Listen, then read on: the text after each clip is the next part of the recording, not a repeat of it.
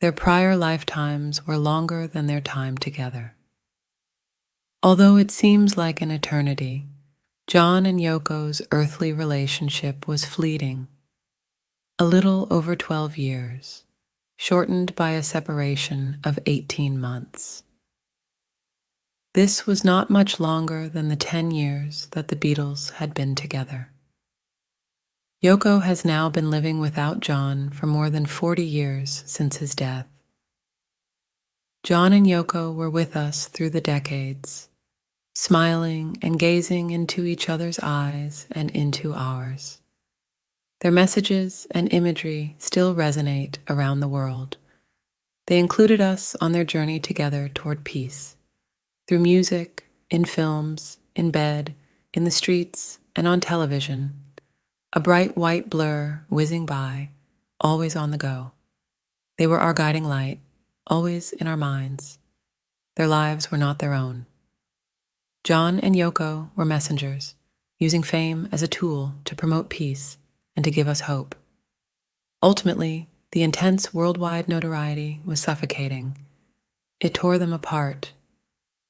But their eternal love always brought them back to each other. Yoko said in 1986, "If the world just let us be and gave us space, we have been great partners. Our partnership was still great, but mainly our energies were used in fighting the world from splitting us. And finally, they succeeded. They split us in this big way. There's a lot of planning that we did. We didn't get to do any of it. But also, what if we did? What of it? I feel that there would have been a lot of antagonism still." Yoko Ono's life is an unfinished symphony. Her work is transcendent, transparent, and transient.